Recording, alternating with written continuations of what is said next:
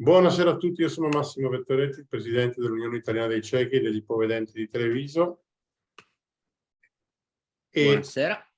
Buonasera al dottor Renna che con noi questa sera ci parlerà, grazie al contributo dell'IAPB e con il consenso della ULSS 2, l'ospedale di Montebelluna, se non vado errato, dei danni di una scorretta esposizione alla luce del sole per la vista e speriamo anche di come prevenirli. Io lascio direttamente la parola al dottor Renna che ha certamente cose più importanti e interessanti da dire di me. E se non potete seguire questa riunione fino alla fine, non preoccupatevi perché avrete la possibilità di accedere alla registrazione su YouTube e su tutti gli altri canali social dell'Unione Ciechi di Treviso. Grazie e a lei, dottor Renna. Buonasera a tutti, grazie Massimo, grazie a IAPB e all'Unione Italiana Ciechi di Treviso per avermi invitato anche quest'anno. L'argomento è sempre lo stesso, ho aggiunto qualche slide in più come anche l'anno scorso abbiamo fatto. E come l'anno scorso le mie slide saranno una parte visualizzabile da chi è in grado di farlo e l'altra parte invece anche scritta per facilitare a chi non riuscisse a visualizzare le slide. Condivido intanto lo schermo.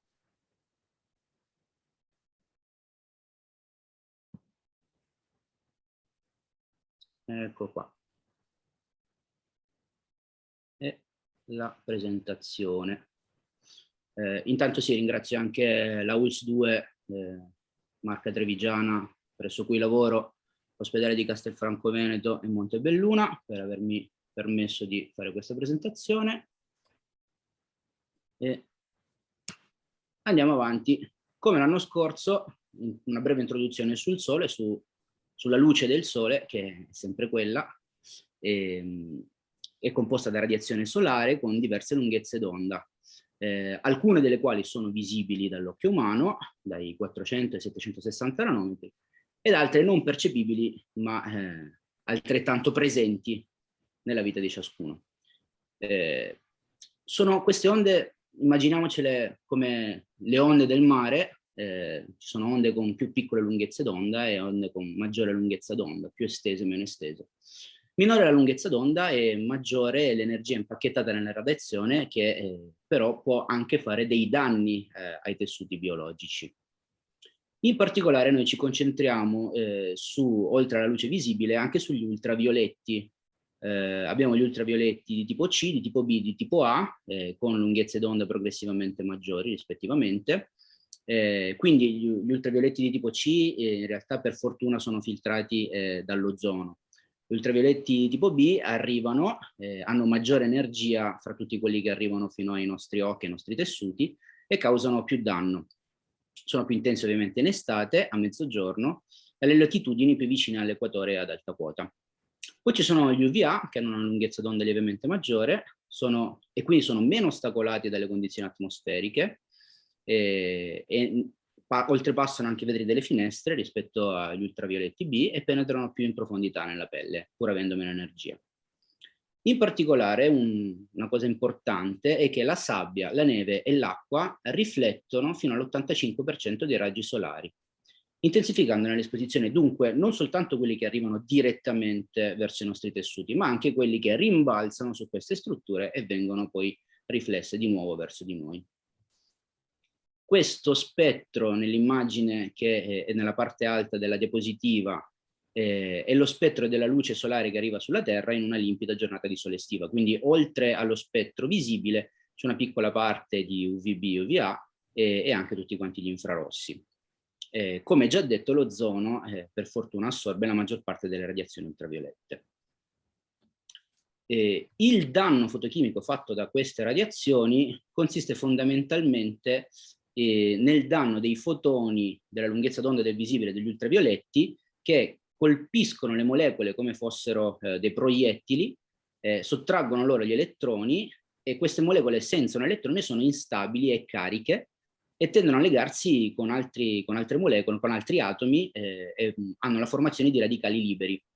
questi radicali liberi reagiscono a loro volta con altre molecole con un effetto a cascata e quindi di danneggiamento ulteriore delle strutture. Per fortuna l'occhio ha diverse strutture che assorbono la radiazione luminosa. Quindi man mano che si va più in profondità verso l'occhio, diverse radiazioni luminose vengono poi, diciamo, parate e assorbite dalle nostre strutture biologiche. Quelle però che arrivano, anche dalle strutture che le assorbono, possono danneggiare l'occhio con diversi tipi di meccanismi. Adesso non voglio entrare troppo nello specifico, sennò diventa un po' pesante. Adesso facciamo, come l'anno scorso, una breve carrellata sulla galleria degli orrori, delle varie patologie che si possono avere da danneggiamento e esposizione alle radiazioni. Quindi per quanto riguarda le palpebre abbiamo i carcinomi vasocellulare e squamocellulare, con diversi tipi di esposizione. Nel vasocellulare una sovraesposizione soprattutto intermittente fin dall'infanzia, e nello squamocellulare invece un'esposizione solare continua, che sia a scopo ricreativo, ad esempio alla bronzatura, oppure professionale, chi lavora all'aperto. Per cui se vedete queste lesioni un po' strane, simili a delle crosticine che però non guariscono, allora meritano sicuramente un approfondimento. L'opterigio è un'iperplasia della congiuntiva, cioè una membrana della congiuntiva, che è la membranella traslucida che ricopre la parte bianca dell'occhio, che si ingenera con l'esposizione alla luce, a maggiore incidenza alle latitudini equatoriali, e se invade l'asse visivo può anche dare problemi di abbassamento della vista, oltre che ovviamente di sconforto oculare, e anche da un punto di vista estetico non è proprio il massimo da vedere. Tale che può richiedere anche l'asportazione chirurgica, anche se in diversi casi può recidivare, ad esempio. Per cui dà questa sensazione di fastidio. Anche la pinguecola, che è una degenerazione sempre della congiuntiva, come l'opterigio e la keratosi attinica, può predisporre al carcinoma squamocellulare e può dare sensazioni di fastidio e irritazione, specialmente in condizioni che per esempio in estate al mare, in bici o in montagna possono irritare l'occhio. Per cui spesso magari uno ce l'ha sempre avuto l'opterigio, uno non si rende conto, non si è mai reso conto, ma quando poi sente questa irritazione tende a osservare meglio da vicino la superficie dell'occhio e dice: oh, questa robetta giallastra, e si accorge che esiste l'opterigio. Bisogna innanzitutto evitare agenti irritanti e lubrificare bene l'occhio con delle lacrime artificiali. Andiamo avanti. Poi forme più severe come la keratopatia climatica a gocce o degenerazione sferoidale sono per fortuna non tanto frequenti alle nostre latitudini, sono soprattutto nei pescatori dell'equatore, esposti a vento, bassa umidità e alte dosi di radiazioni ultraviolette. È correlata alla radiazione perché si nota in queste persone che hanno questo tipo di patologia anche una depigmentazione e atrofia dell'iride inferiore, che è quella più esposta al sole.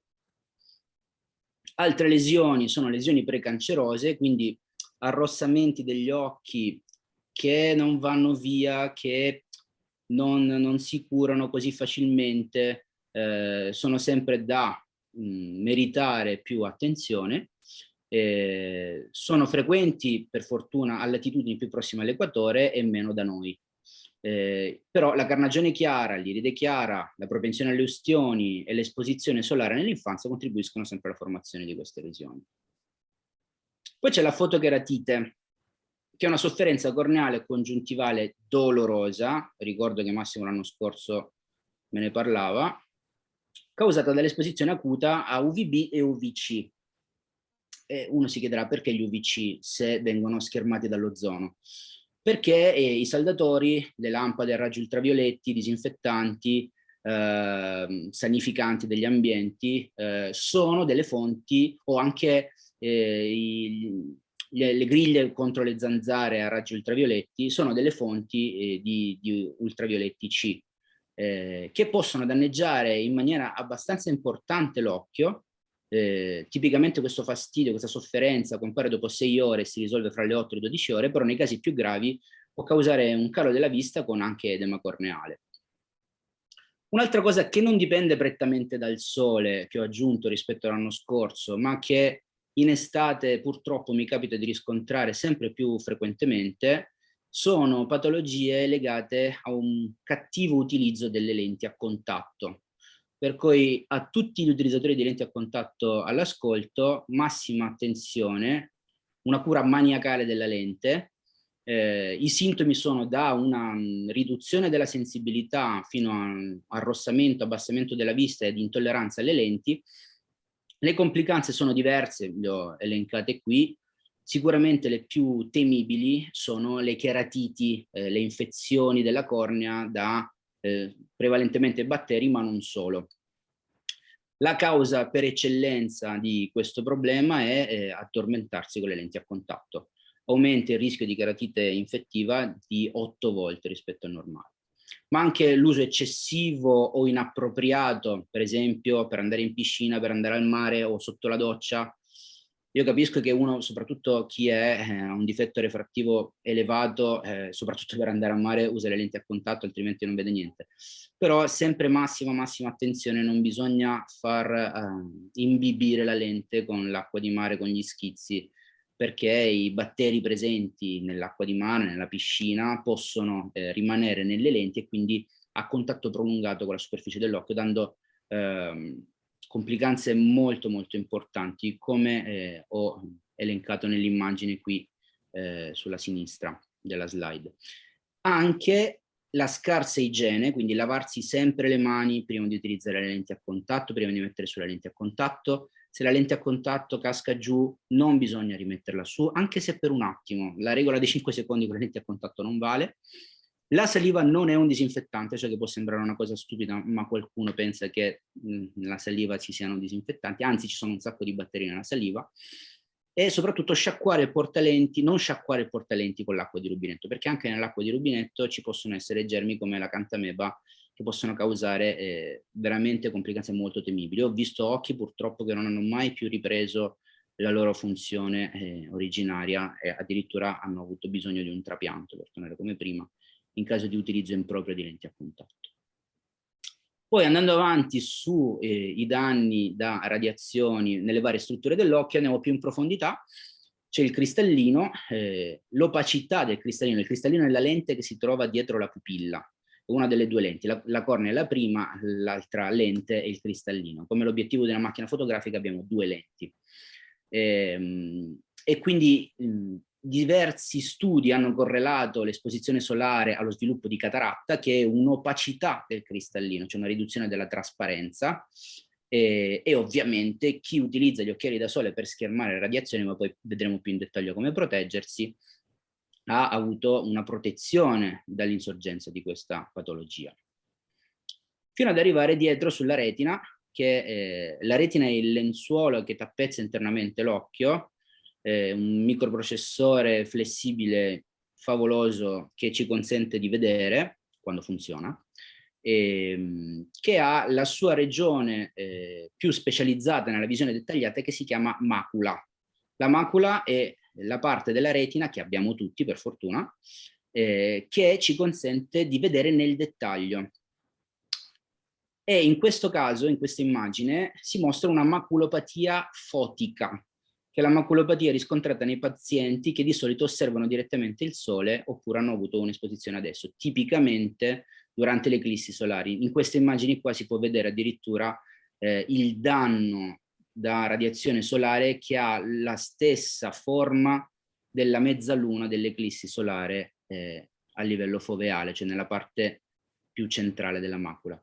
Ma purtroppo non soltanto questi, ma anche i laser giocattolo o i saldatori possono avere questo tipo di patologia, per cui massima attenzione, non osservare mai direttamente il sole, non giocare con i laser e usare sempre le protezioni per quanto riguarda i saldatori.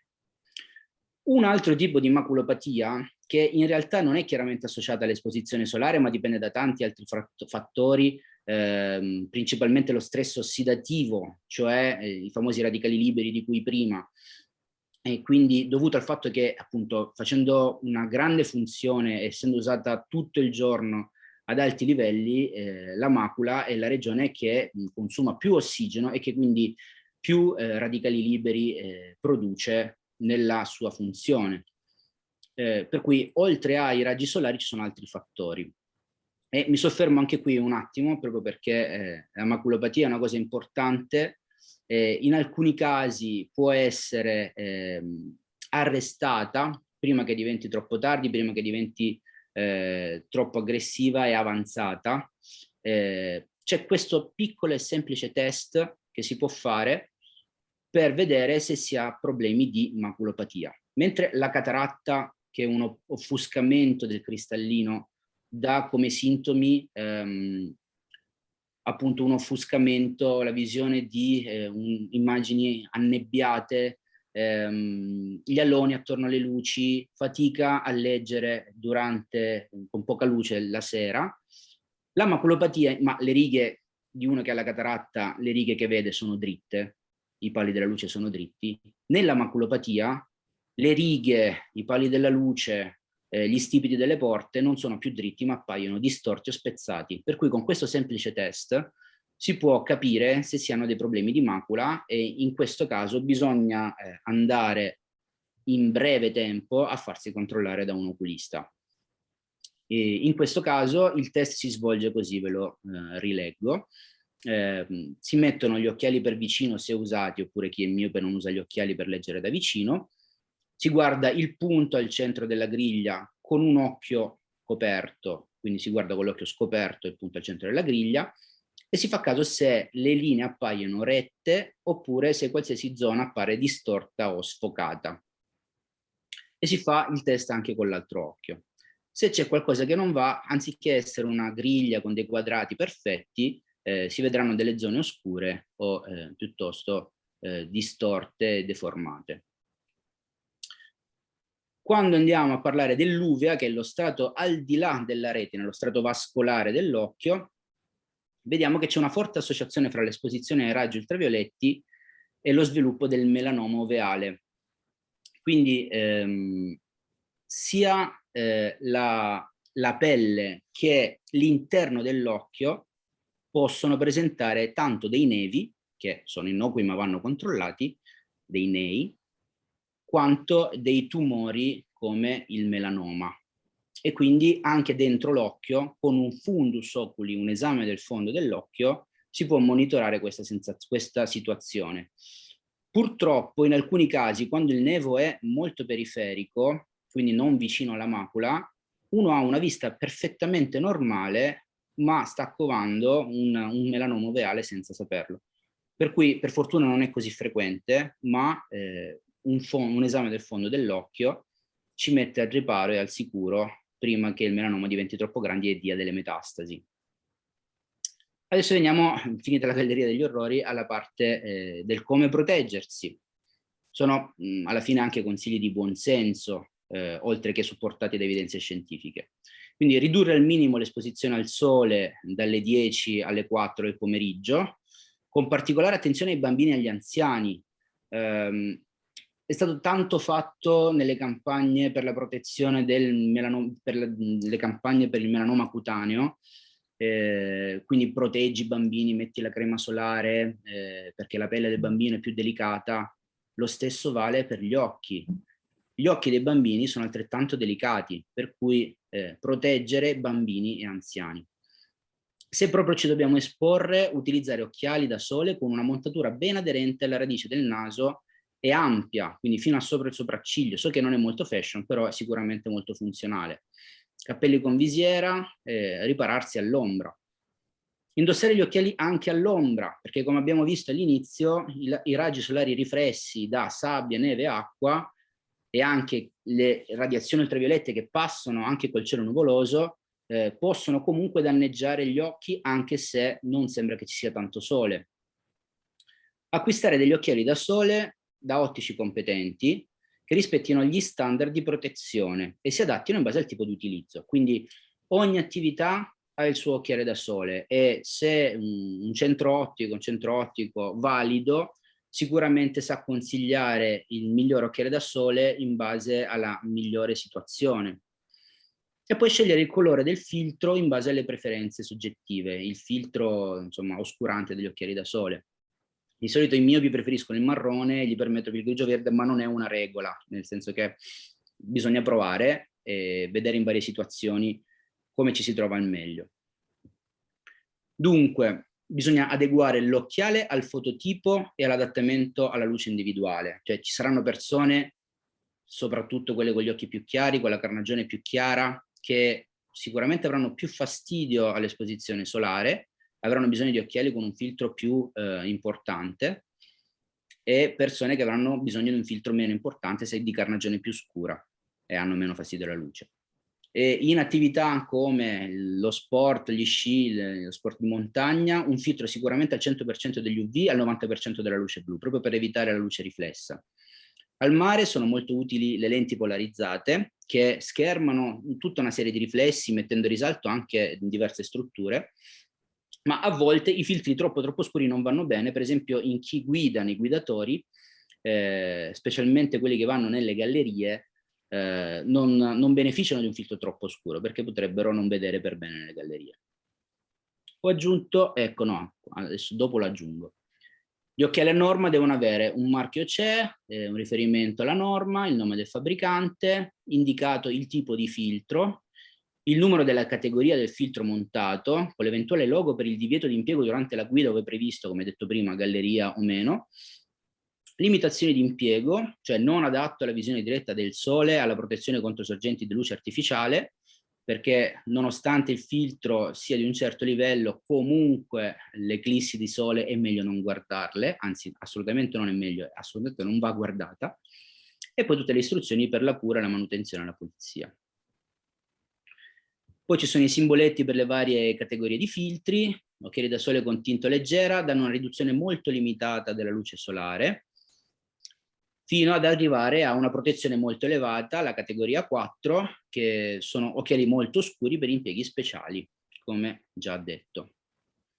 In particolare la percezione visiva e non è un fenomeno complesso e che presenta una variabilità individuale. Nelle immagini sulla sinistra della diapositiva ci sono due giochini che sono andati molto di moda in passato sui vari social, di immagini i cui colori vengono percepiti in maniera diversa da diversi tipi di persone.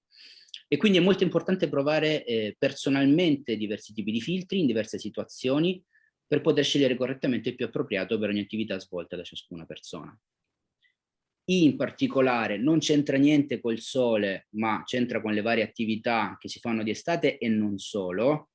È importantissimo utilizzare le protezioni, perché sempre più spesso mi tocca di fare interventi su persone che per un attimo che dovevano fare un lavoro purtroppo hanno traumi anche abbastanza importanti, per cui assolutamente le protezioni, anche se dovete fare 5 secondi un lavoro, sono fondamentali. Ok? Qui un po' di bibliografia per approfondire, in particolare prima fra tutti il Comitato Macula, che ha un sacco di risorse, soprattutto per i maculopatici, ma non solo, e io vi ringrazio per l'attenzione.